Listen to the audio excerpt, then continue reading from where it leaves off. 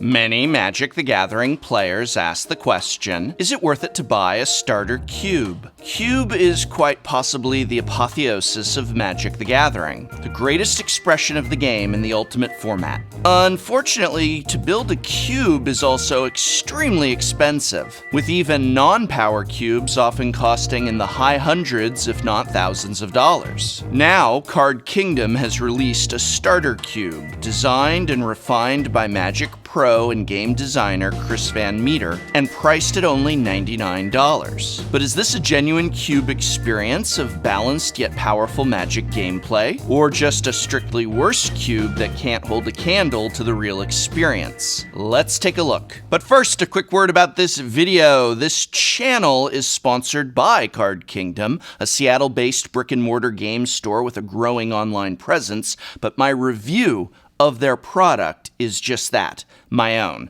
Card Kingdom neither instructed me to make this review, nor have they even seen so much as a draft of the script for it. Although I am indeed sponsored by them, I want to keep my evaluation open and honest as I would for any other review. And thus, along those lines, I am posting the entire deck list for Card Kingdom's starter cube in this video's description. You do not have to buy this product from Card Kingdom. There is zero mystery as to the cards contained within, and you may assemble the components yourself, either from your own collection or other sellers as you see fit. I am reviewing in this video the construction of this as a starter cube. In other words, I am analyzing and evaluating the cube itself and asking if the gameplay experience is worth the $100 price tag. But the complete list of the cube's contents is in this video's description and available to everyone for free. Now, if you do want to buy a starter cube and you do want to do so from Card Kingdom and you want to help my channel out a little bit, you may do so through my affiliate link at www.cardkingdom.com/TCC, where even just by clicking and browsing the products, all the highly graded deck boxes and card sleeves from this channel's history helps to show Card Kingdom that, yes, I am worth sponsoring, and if you do so, then I thank you very much, but you don't have to, and let's get on with the review. A starter cube contains the following: 360 individual cards, singleton of course, meaning there's no repeats, which is how it is supposed to be in a cube, and these range from commons all the way up to rares and mythics. Also included are 35 of each basic land for a total of 535 cards, as well as 2 custom Card Kingdom blue boxes which will hold the entire cube plus lands when sleeved and still have extra room for tokens, etc. And speaking of sleeves, you also get with this a supply of Ultra Pro black sleeves to sleeve the entire cube plus basic lands. Total price is $99. But let's take a look at the cube construction itself. Starter cube, archetype analysis. The first thing I like about the starter cube is that all colors can be played in aggro. Look, don't let the tie fool you. I'm a big dumb aggro player at heart, and it is often frustrating for me to be pushed into a color or colors and not be able to make a reasonable aggro deck from it. So I very much like that this starter cube allows me to just go aggro, or yes, just go control regardless of color. There's actually a really balanced control package in each color, meaning that if you're the opposite of me and want to push for drafting control, this is available as well. I've even found in my testing that mid-range builds appear to exist across the board, which is just fantastic for the broader players like me. Alright, but never mind those broad players like me. Let's take an in-depth look at the draft strategies and synergy-based archetypes of this cube. I identified 3 major themes in this cube. That is to say, the starter cube is built with +1/+1 counters matters, sacrifice matters, and blink flicker matters as the 3 major archetypes across the board. Some notable cards for counters matters are Scrounging Bandar, Enoch Bondkin, and Abzan Battle Priest, with great combos such as when you're able to draft both a Ridge Scale Tusker and an Abzan Falconer. The blink flicker in here is great and present in cards like Cloud Shift, Momentary blink, release to the wind, and that means there's classic blink flicker combos such as Ghostly Flicker and Mnemonic Wall, and of course many more. But out of the three, Sacrifice was my favorite theme. What fun! And here we have notable cards such as Zulaport Cutthroat, Falconwrath Noble, Timoret the Murder King, and fun tricks you can combo together, such as Yargle and Fling. Hey, Yargle don't mean a thing if it ain't got that fling. Doo-wop, doo-wop, doo-wop, doo-wop.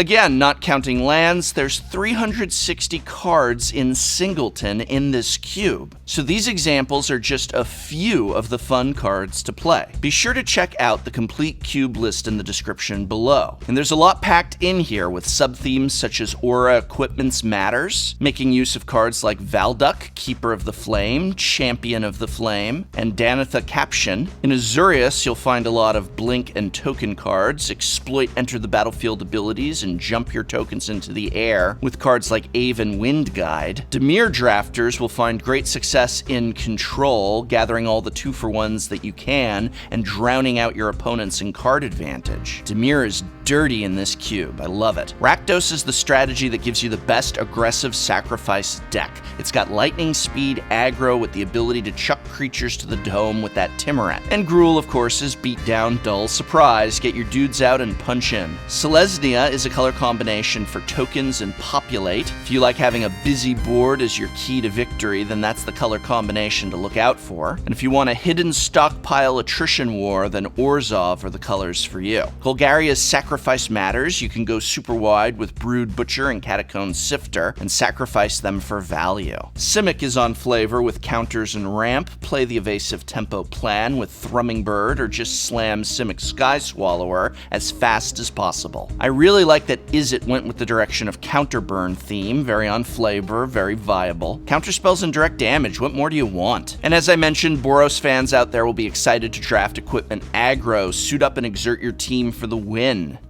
But again, you don't have to just pick 2 colors and draft them. You don't have to just go for a single color aggro approach. I'm diving into the themes that I found in my testing and gameplay, but I think that there is a lot of complexity here and that it's wide open for you to discover your own combos, to take your own cards as you see fit. In terms of the themes and archetypes, there's a lot of those strategies to choose from and fun card interactions. Heck, I think there's more complexity in the starter cube than there was in drafting Masters 25, but I guess that isn't saying much. Using my own intermediate cube construction video as a template or guideline, I'd say this hits all the marks without quite reaching the power level or complexity that an advanced power cube has, obviously. And I guess that is the biggest drawback, is that if you already have a cube, even if it isn't a power cube, if you have your own cube in existence already, a starter cube just isn't going to be for you. And this is not the product that you want to buy. It's more oriented for a player's first cube, being positioned for upgrades and to be developed further as more sets come out and collections are built. That seems to be the intended audience. But in terms of gameplay, yeah, this is a real cube experience and really a lot of fun. But what about value? Card Kingdom is selling the starter cube for $99, and that includes enough sleeves for the entire cube. If you were to individually purchase the cards from the starter cube, the total cost at lowest marketplace pricing would be approximately $85. 550 sleeves from Ultra Pro would cost approximately $27.50, meaning that the total cost to purchase the individual components here, including sleeves, is about $112.50. Oh, and of course the 2 archival boxes, which conveniently store the entire cube, would be a couple bucks each as well.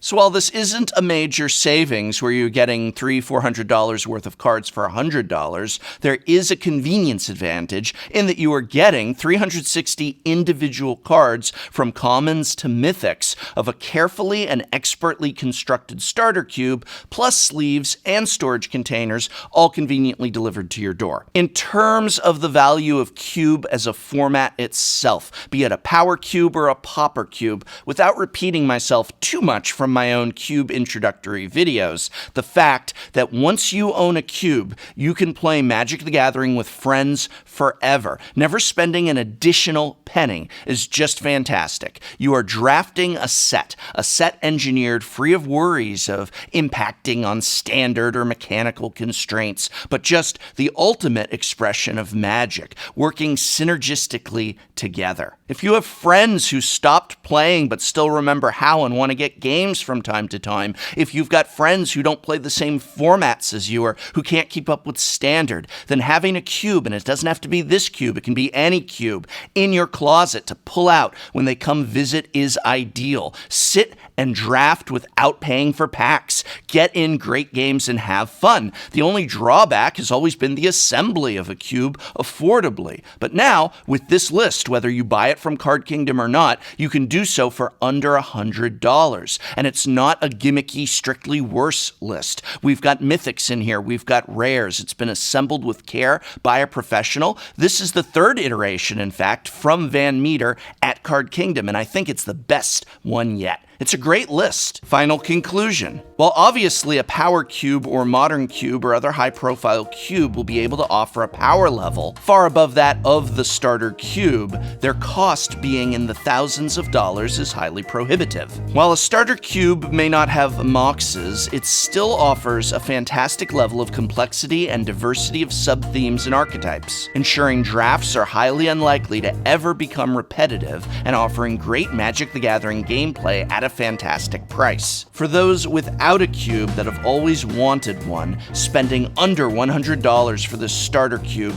is a great place to begin. In time, you can upgrade or swap out the cards within so that cube grows with you as a player. Best of all, the cube is complete and never rotates, accommodates up to 8 players in a draft, and is a great addition to any Magic Fanatics collection. The biggest con is that players already with existing cubes will have zero need for a starter cube. I repeat, if you're already a cube enthusiast, then this product is not for you. It was engineered and designed to essentially be a player's first experience in the format. And I think the price of this cube, whether bought from Card Kingdom or someone else, is just right for that experience. Grade B+. I hope very much this video has been of some help to you. If you want to check out the cube in action, our friends over at Loading Ready Run recently drafted it live and have that video available on their channel, so you can watch this very cube being drafted and played to get a better idea if it's the sort of thing you want. Profane Procession. Oof. I mean, good card, fair card. And if you do want to purchase this cube from Card Kingdom for that convenience, please feel free to use this channel's affiliate link. It helps us out a lot, even if you're just browsing the products available. But either way, I hope very much that you find a cube that's right for you, as I feel it really is the best format of Magic the Gathering for people who like to draft. And this video is brought to you by my and many other people's local game store, Card Kingdom, a brick-and-mortar pillar of this community, as well as the Patreon support of viewers such as you. These are the people that keep Tolarian Community College going and growing strong. So thank you.